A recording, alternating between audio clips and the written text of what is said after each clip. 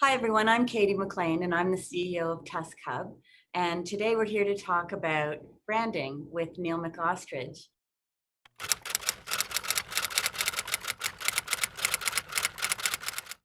A story is sort of like it's two gifts. The first gift of the story is it presents something to you that makes you smile or laugh or cry or think.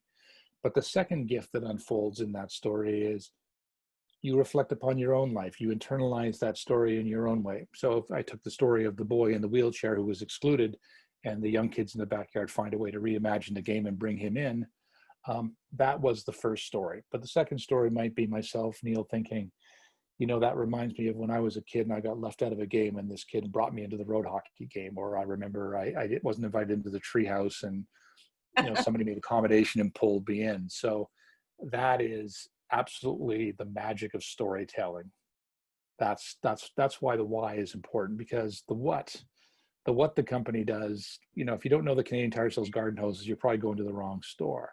And the why and the purpose of a company also is really important. Insurance. I mean, one of the reasons with Canadian Tire we were so desperate to look at the why was, there was Target was coming back then. Target was coming into Canada. It was a big threat. There's the threat of the Amazons and the online shopping. And you think of a big corporation like Canadian Tire. So you need protection and you need insurance. You need to build up some equity and some love with people. So a why is just a great marketing tactic to get people to love you beyond all measures, so that, when it is easier to click and get something sent to you, you still say, I'm going to Canadian Tire because they support the community and I support them because of that. Makes a lot of sense to me. And certainly in times like we're experiencing right now, you're right. Those things matter because we're all sort of going through a lot of different emotions as we face fear, we face potential illness, we face a lot of changes in our work environment and so forth. So I think that could produce longevity in your brand. Well, ironically, sorry, Kay, but ironically, the like typically I like to say that positive shared experiences like the Olympic Games are happening. It's a great, the positive shared experience creates a great moment for storytelling. Yeah. But I've actually found that the COVID thing, and it's been a bit of a shocking surprise to me, has also created great conditions for storytelling, because the essence of a good story is that it's a shared experience. We all have a shared experience, and then we can tell stories from the shared experience. So even though it was a massively negative one, the fact that the entire world at the same time got the same thing, had to stay in, worried about their parents, worried about their jobs and things like that. That has given us a massive shared experience. And in some ways, I think that has hustled emotion back into marketing and advertising. And it has definitely forced corporations to ask themselves what the hell their why is. And if you doubt that for a second, just look at how many corporations went quiet during the pandemic.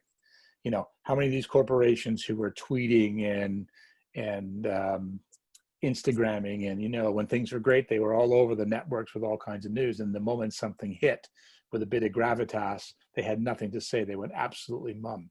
And that is a telltale sign of a corporation that basically didn't know its authentic self and didn't know what to say. That's a really interesting point of view. I mean, right now you're probably sitting back watching the world with your storytelling eyes and seeing all sorts of opportunities. So just to flip it more to sort of technology and sort of a B2B environment for advertising and marketing and so forth. Can you identify a software company that you think has done that well? I mean, I think we can look at brands like Canadian Tire and see they've done that, but can you give us an example of a software company that's done that well?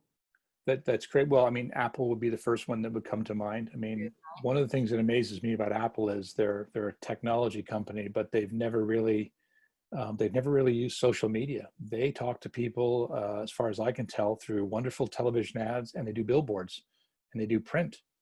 And that's pretty much what Apple does. So, there are a lot of people telling companies that you have to use technology to create a brand. And here is probably the most valuable technology brand in the world bucking that trend. So what that says to me is just a great idea is a great idea in terms of how you communicate to people.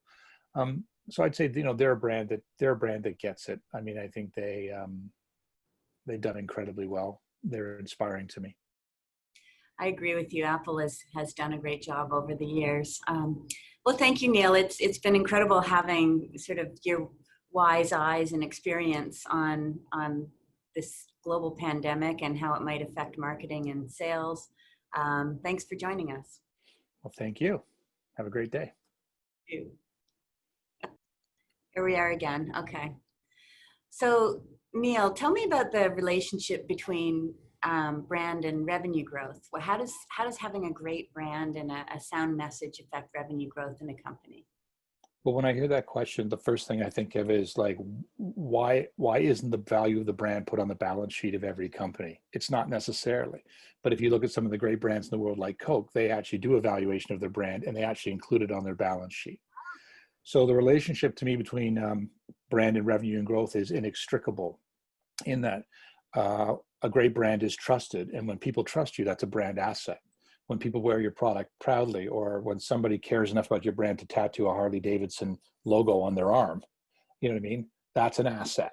Okay. I don't care what anyone says. It's not a warehouse. It's not a motorcycle part. It's a person who loved your brand so much they tattooed it on their arm for the world to see. It's an asset. And so I say to clients, the great thing about understanding purpose and why and getting to brand is that what it really does is a true understanding of brand is it eliminates the silos in companies. There's too many companies who don't have a purpose. They operate in very, very sort of singular silos. And each silo may have its own little incremental victories. But when you look at the company as a whole, you may find that all those different silos did something good, but none of those things that were good actually added up in a consistent way to something bigger than itself.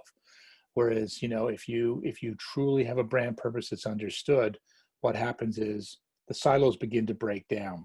People understand intuitively what the purpose and what the why is, and a person from R&D may just wander over into a marketer's office one day and say, I have a crazy idea based on X. Or somebody in accounting might cross-pollinate with somebody in sales in unusual ways. And what that creates is acceleration. So anything that can knock down silos and basically make everything that company does, exponentially cross-pollinating and wonderful, it creates acceleration. That's what truly a brand does. A brand is an accelerant.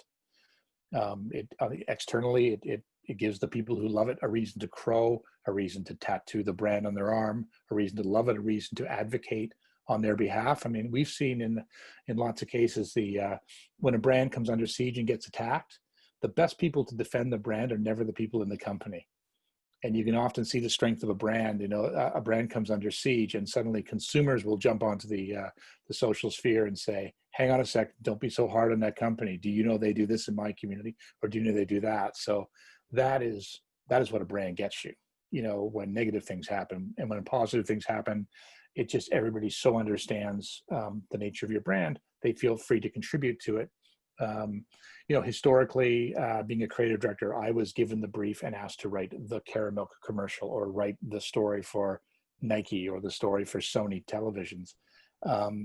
What I think the best creative directors in the world do now is we're more like cloud seeders. We create brand platforms that sort of sit there and they're well enough understood that anybody can come in and participate. So if I took We All Play for Canada as an example, someone looks at that and goes, great, that campaign is all about inclusion and about people doing things to help other people in a way that, builds nationhood at the same time.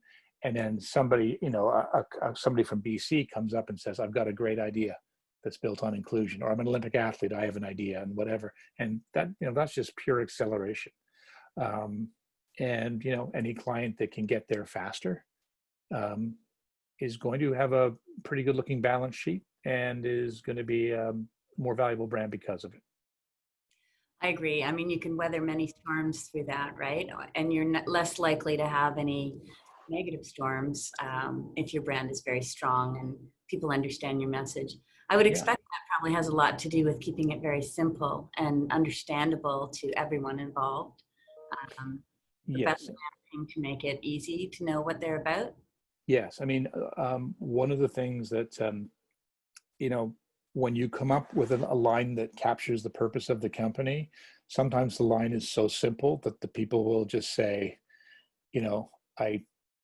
why didn't we think of that before? And of course, that's it, so when we wrote the words "We all play for Canada for Canadian Tire," you know, their eyes lit up and they just said, "That's exactly what we do. That's exactly how we feel. That's why we support charities. That's why we exist in the communities." Many years ago at an agency I was at that created the "A Whole Lot Can Happen Out of the Blue" campaign for Labatt's Blue, when the line "A Whole Lot Can Happen Out of the Blue" came up as a campaign line, of course, the president of the company, who thought that beer was about spontaneity and people getting together, said, "Of course, that's what we are. You know, we're a beer that brings people together for not planned, crappy moments, but spontaneous, fun, genuine moments." So when I wrote the line "Oh Hungry" for O. Henry, it was like, how could anybody not have thought about that when our company flipped the beer cap on the Budweiser bottle for King of Beers, and the cap, when flipped, looked like a crown? Once again, it was like, how could no one have thought about that before? And I think what happens is we as humans overcomplicate things. We bring too much to bear on things. And so really, I think the job of getting to the purpose and the why is to strip away all the extraneous stuff and get down to the nuggets that really matter. And then not to create anything false for the company, but often just to sort of look at what they do and just turn it, just tweak it. And you know, it's refraction is a wonderful thing for purpose, because you can't create what's not true, but you can take what's true and you can just turn it and refract it that little bit.